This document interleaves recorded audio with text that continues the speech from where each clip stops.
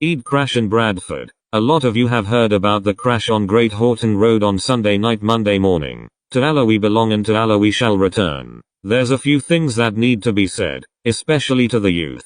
A young lad has died. His family has been ripped apart and most of all his parents have had their world ruined. All by an act of juvenile stupidity. Do you people not learn? Do you not listen? Do you not pay attention? You're racing around in powerful cars on city roads, which is bad enough. You're risking your own lives. But do you not have the shame, the decency to consider that you will be risking the lives of other people? Why should anyone be at risk because of your little adrenaline rush? Somebody else's brother, sister, mother, father, daughter or son. You are saying their lives mean nothing for the sake of your 2 minutes of fun. To make it worse, you don't realize you're driving these machines made of metal, going 60, 80, 100 miles an hour. They are just machines. They can be scrapped and replaced. Remember, nobody takes a car to a hospital. Nobody buries a car in grave. They will crush you into a pulp and it's all your fault. It's not just the people you'll crash into.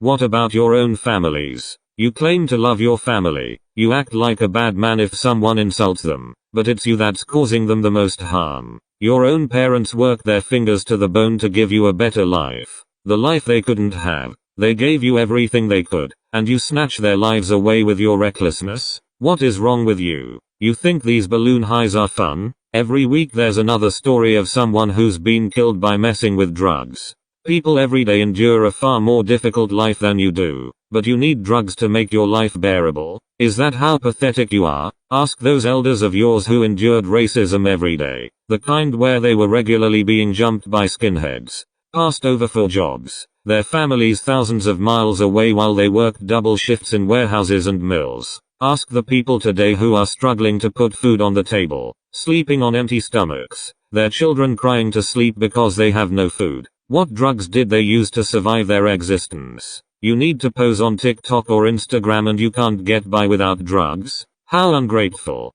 pitiful, weak and pathetic are you? This is the biggest one. Your low-life tramps that you call your boys are nothing to you. They led you into these new exciting habits of late-night fun, making you think nobody is watching and nobody knows. When shit hits the fan, it's your family picking up the pieces. It's your family that buries you and your family that lives every day without you. When these deaths happen, when the consequences come crashing down, they'll scurry away like cockroaches. You are irreplaceable to your family but you don't think of them. You put your little crew first. After you're dead, your boys will go back to their own lives. Some of them will come and give their condolences as a formality. But then what? It's your elderly mother and father, your young siblings or children that have lived the rest of their lives without you. You've ruined all their lives trying to appear like you're cool in front of your boys. Make no mistake, we've all been around and seen a multitude of different people. Your mates aren't your family. I don't know when you guys will learn,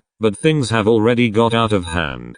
People's parents have been left paralyzed just walking the streets. Young children have been killed. People's homes have been smashed into. All because you all think you're some bad man racers and you won't stop the drug-addled joyrides. If you haven't got the shame or decency now to stop this nonsense, then you're nothing more than a low-life scumbag. If you won't stop for your own sake, stop for that family who have lost someone they can't ever replace. Stop for the family who now have a lifelong paralyzed or disabled loved one. Stop for the sake of the very parents who brought you into this world and helped you get those German whips that you race around in. For the sake of Allah, please stop.